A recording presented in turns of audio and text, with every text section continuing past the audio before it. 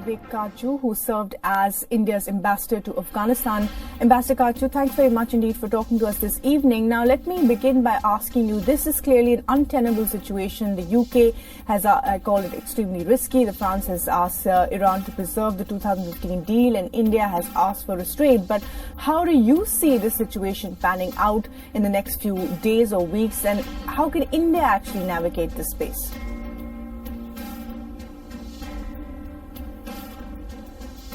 There is naturally enormous anger in Iran and in the Shia populations of West Asia, and I dare say South Asia, at the killing of Qassem Soleimani. Qassem Soleimani was undoubtedly a charismatic figure in Iran and in Shia sections. Now, the question at this moment is, what are Iran's options? Naturally, Iran has vowed that, and at the level of the supreme leader, who had a close connection with Qassem Soleimani, so they vowed that they will take revenge. But what will be the form of that revenge? Because Iran, at the end of the day, is known to be very calculating when it comes to the exercise of its foreign policy and security options. Yes, there is a tradition of martyrdom in Iran, but at this time the Iranian leadership would be aware that if they again cross what President Trump may consider a red line, then despite all the diplomatic overtures that the Trump administration is making to convince the major powers and the world that the action against Soleimani was taken because of security considerations, because of self-defense, the exercise of the right to self-defense by the Americans, they know, the Iranians would know that despite all this, President Trump will not hesitate to take action again. Right. And to my mind, the Iranians will take some kind of action against American interests, but they'll take it very, very carefully and in a calibrated manner. Right. Obviously, and the US is also deploying Iraq and in the region. Do you think that the Trump administration has factored in all the possible scenarios after this action, and what kind of escalation that it could possibly mean? Could it even mean war? Well, naturally the Trump administration would have taken different scenarios before this action was taken. But let us face it, this action was taken by President Trump on account of American domestic factors and on account of external factors.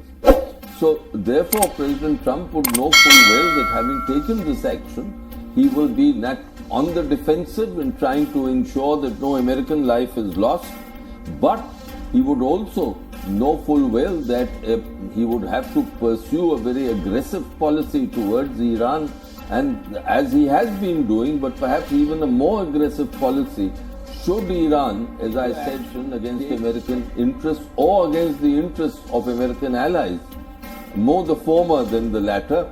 But I feel that Iran too knows this. So while this is a very difficult moment for the region, and naturally all regional countries and countries that have stakes in the West Asian region like India would be monitoring the situation very carefully, I personally feel they have been careful and calibrated as I submitted to you. Right.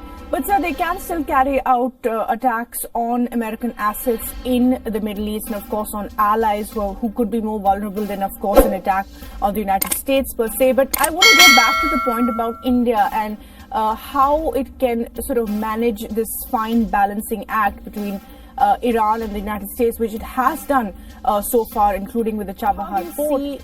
India's move on this particular aspect? I think all said and done, the restraint that India has exhibited as of till now in its public articulation after the Soleimani killing has been, to my mind, correct. But as India weighs its seat, it would naturally be mindful as to where its interests lie.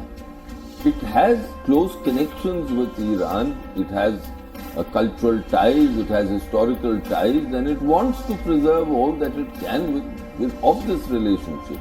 But India, at the end of the day, has far more important interests in its relationship with the US and in its relationship with the Arab Peninsula states.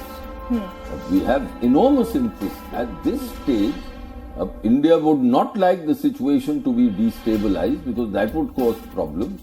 But India would know that the preponderance of interests are not on the Iranian side of the Gulf, but on the Arab side of the Gulf and beyond the Atlantic. Okay. I do want to touch upon briefly on what Ambassador Kajju said about the decision that Trump took, and that most of it was possibly also domestic, that he needed a war to distract from his impeachment process. How much do you think that was responsible for the killing of a top commander? This was not just anybody, this was the second most important man in Iran.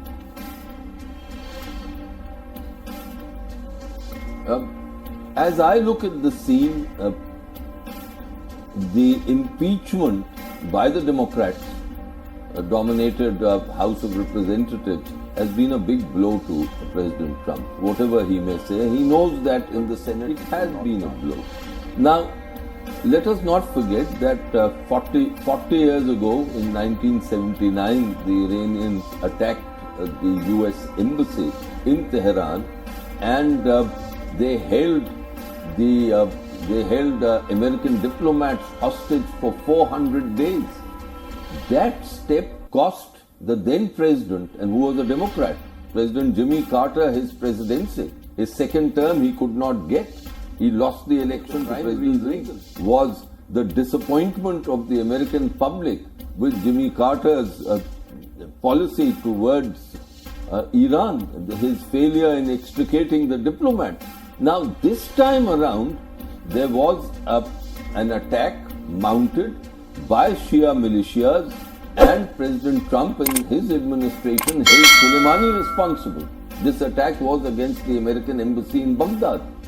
So there was not a total parallel, but to my mind, President Trump wanted to exhibit the difference between how a Democrat party president of the United States, Jimmy Carter, and how President Trump was willing to take very, very decisive action against a top leader of Iran.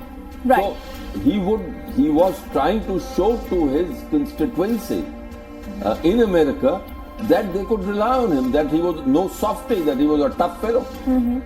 Right, absolutely, Vivek Kajju. Well, we'll have to certainly see how the numbers play out for Donald Trump domestically, and whether Americans actually have the appetite for another war or more tensions in the Middle East. We know that America is, of course, fighting the longest battle in Afghanistan. It made a mess of Syria as well. Thank you very much, Ambassador Kajju, for joining us and sharing your thoughts with us this evening. Thank you.